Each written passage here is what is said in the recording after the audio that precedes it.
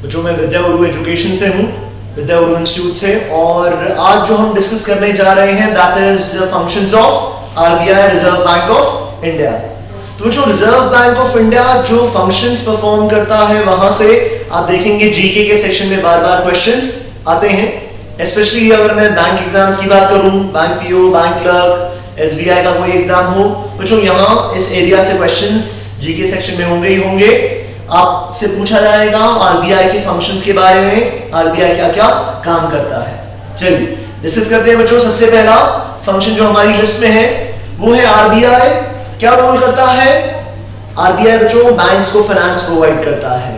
RBI banks को finance provide करता है, इसका मतलब अगर बैंक्स को पैसे की जरूरत है तो बैंक्स किसके पास जाते हैं? रिजर्व बैंक ऑफ इंडिया के पास जाते हैं। अगर मुझे और आपको पैसे की जरूरत हो, इंडिविजुअल्स किसके पास जाते हैं? बैंक्स के पास जाते हैं। अगर कंपनीज को पैसे की जरूरत हो, कंपनीज भी किसे अप्रोच करती हैं? बैंक्स को अप्रोच करती हैं।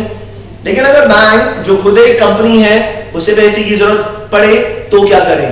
तो बैंक जाएगा बच्चों रिजर्व बैंक ऑफ इंडिया के पास। RBI is the banker to banks. Similarly GOI government of India, अगर गवर्नमेंट ऑफ इंडिया, भारत सरकार, सेंट्रल गवर्नमेंट को बच्चों पैसे की जरूरत हो तो गवर्नमेंट ऑफ इंडिया किसको अप्रोच करती है? Again reserve bank of India को ही अप्रोच करती है।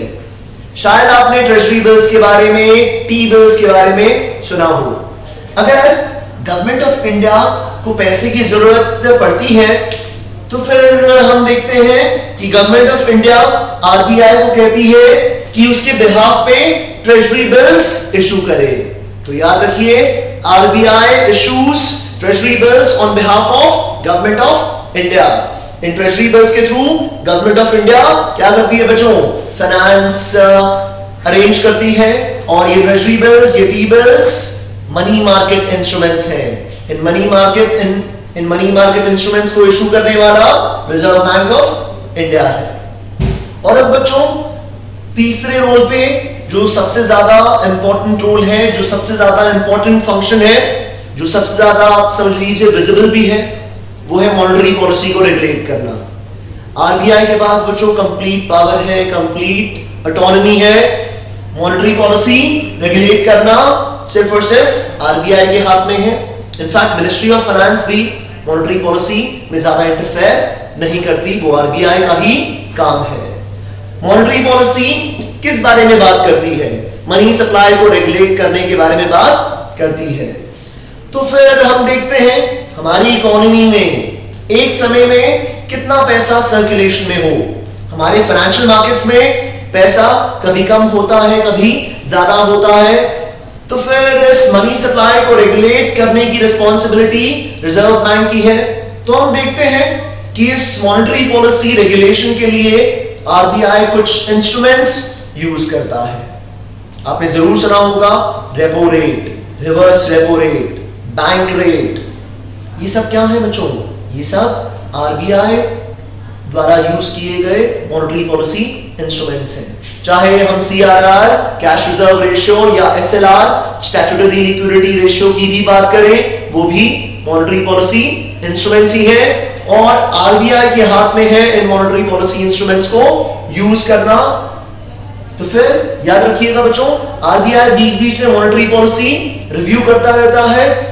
जो फिर इकोनॉमिक सिनेरियो होता है, जो इकोनॉमिक कंडीशंस होती हैं, उनको ध्यान में रखते हुए मनी सप्लाई को कभी कम करता है, कभी ज्यादा करता है, ऑप्टिमाइज करने की कोशिश करता है। चलिए बच्चों आगे देखते हैं, फॉरेन एक्सचेंज की बात करते हैं। फॉरेक्स क्या है? फॉरेन एक्सचेंज, अंतरराष्ट्रीय मुद्रा भंडार। तो फिर हमारी गवर्नमेंट को, इनफैक्ट किसी भी कंट्री को इंटरनेशनल मार्केट में जब ट्रांजैक्शंस करनी होती हैं तो उसे फॉरेक्स की जरूरत पड़ती है, फॉरेन एक्सचेंज की जरूरत पड़ती है। लेट्स से इंडिया को गल्फ कंट्रीज से इंपोर्ट करना है क्रूड ऑयल, तो इंटरनेशनल मार्केट्स में बच्चों पेमेंट्स ज्यादातर किस में होती हैं? आप जानते हैं डॉलर्स में होती हैं। डॉलर्स, यूरो, कुछ ऐसी करेंसीज हैं जिनकी इंटरनेशनल एक्सेप्टेबिलिटी है। तो फिर जब हमारे पास डॉलर्स और यूरोस ऐसी इंटरनेशनल करेंसीज के रिजर्व्स होंगे फॉरेक्स होगा तभी फिर हम ये ट्रांजैक्शंस कर पाएंगे। और इन रिजर्व्स को मेंटेन करना, इन रिजर्व्स को मैनेज करना, ये रिस्पॉन्सिबिलिटी फिर रिजर्व बैंक ऑफ इंडिया को ही दी गई है। तो कई बार हम देखते हैं अगर एक्सचेंज रेट हमारे फेवर में ना जा रहा हो, बहुत ही बुरे हाल हो गए हो, तो फिर आरबीआई इंटरवीन करता है। आप देखेंगे कई बार वो डॉलर्स परचेज करता है, डॉलर्स फिर बेचता भी है। किस लिए? थोड़ा सा फॉरेक्स को मैनेज करने के लिए, थोड़ा सा एक्सचेंज रेट को हमारे फेवर में लाने के लिए। अदरवाइज याद रखिए इंडिया में फ्लोटिंग एक्सचेंज रेट है, फ्लोटिंग एक्सचेंज रेट सिस्टम है, लेकिन थोड़ा बहुत बीच बीच में आरबीआई कभी ना कभी इंटरवीन करता है। आगे बात करते हैं बैंकिंग इंडस्ट्री को रेगुलेट करना, नॉन बैंकिंग फाइनेंस कंपनीज को भी रेगुलेट करना, बैंक्स को भी रेगुलेट करना, ये काम किसका है? अनडाउटेडली रिजर्व बैंक का। तो फिर हम देखते हैं कि कई बार रिजर्व बैंक क्या करता है? बैंक्स को पेनलाइज भी करता है। जो नॉर्म्स रिजर्व बैंक सेट करता है, केवाईसी नॉर्म्स, जिनके बारे में हम सबने सुना है, केवाईसी नो योर कस्टमर। तो बच्चों ये नो योर कस्टमर नॉर्म्स जो है और बाकी जो बैंकिंग नॉर्म्स है, ये फॉलो करने होते हैं बैंकिंग इंडस्ट्री को। अगर बैंकिंग इंडस्ट्री इन नॉर्म्स को अच्छे से नहीं फॉलो करेगी तो फिर आरबीआई बैंकिंग इंडस्ट्री को पेनलाइज करेगा। बेसिक नॉर्म्स को भी इंप्लीमेंट करवाने की जिम्मेदारी आरबीआई की ही है। और हम देखते हैं बच्चों आगे, आरबीआई करेंसी नोट्स भी प्रिंट करता है, तभी 10 रुपए का नोट हो, 20 का, 100 का, 500 का, उस पे सिग्नेचर किसके होते हैं? आरबीआई के गवर्नर के ही सिग्नेचर होते हैं। करेंसी नोट्स प्रिंट करना आरबीआई का काम है। बैंक लाइसेंसेस इशू करना ये भी आरबीआई का काम है। तो फिर आरबीआई स्क्रीन करता है सभी बैंक लाइसेंसेस की जो एप्लीकेशंस आती हैं उन्हें स्क्रीन करता है और फिर फाइनली डिसीजन लेता है कि भाई किसको बैंक लाइसेंस अलॉट होगा, किसको बैंक लाइसेंस अलॉट नहीं होगा। तो ये आरबीआई के प्राइमरी फंक्शंस हैं। याद रखिएगा बच्चों, एक फंक्शन ऐसा है जो आरबीआई के पास नहीं है और वो है कॉइन्स प्रिपेयर करना, minting of coins. Minting of coins is a function of the government of India finance ministry. तो बच्चों आज जो हमने फंक्शंस डिस्कस किए हैं इनको एक बार थोड़ा सा रिवाइज कीजिएगा और vidyaguru.in www.vidyaguru.in वेबसाइट को फॉलो करते रहें, एग्जाम अपडेट्स आपको मिलते रहेंगे।